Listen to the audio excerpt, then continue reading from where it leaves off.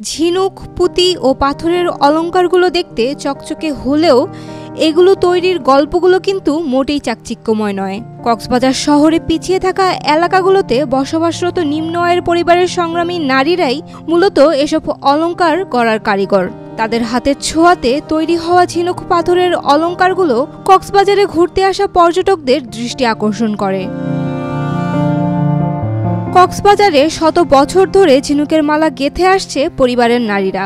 মূলত কিছু অর্থ আয়ের জন্য ঘরের কাজের ফাঁকে অবসর সময়ে মালা গাঁথেন তারা।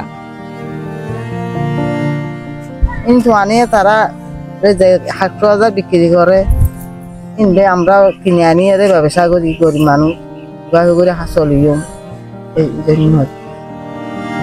মালা গেঁথে উপার্জিত অর্থ দিয়ে সন্তানদের লেখাপড়ার খরচ, ঋণ পরিশোধ সহ নানান প্রয়োজন মেটান তারা।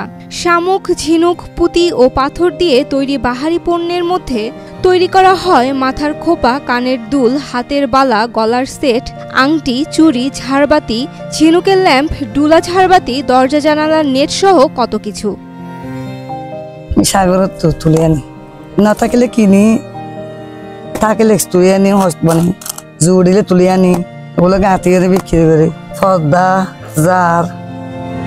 আগে কেবল শামুক, ঝিনুক দিয়ে এসব পণ্য তৈরি করা হতো। বর্তমানে সমুদ্রে ঝিনুক কম ওঠার কারণে, সেই সাথে দেশি বিদেশি পাথরের আধিক্য বেড়ে যাওয়ায় নারী শ্রমিকদের এসব অলংকার তৈরির খরচও বেড়ে গেছে। অনেক খরচা লাগে, এগুলা সহযোগিতা করি আমরা, লেখাপড়া করাই, খরচাপাতি দিই। আমি একদিন বসে থাকলে আমাদের না খাইয়ে থাকতে হয়, সেটা আমরা উপকার করি। এটাই। কক্সবাজার শহরের বড়ছড়া, ঝিরঝিরিপাড়া, লাইট হাউস, সমিতিপাড়ায় গিয়ে দেখা গেছে পর্যটকদের চাহিদা মেটাতে প্রায় ঘরেই চলছে শামুক, ঝিনুক পণ্য তৈরির কাজ। ঘরে তৈরি করা এসব পণ্য নিজের ছেলে সন্তান বা অনেক সময় নিজেই সৈকতে পাইকারি বা খুচরা বিক্রি করেন নারীরাই।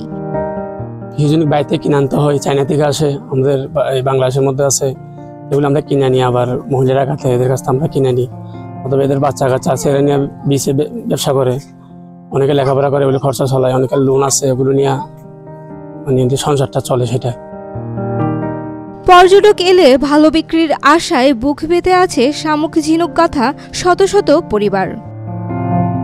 Saim Akhtar, Daily Sun. For more updates, follow us on Facebook, subscribe our YouTube channel, get the latest update on www.daily-sun.com.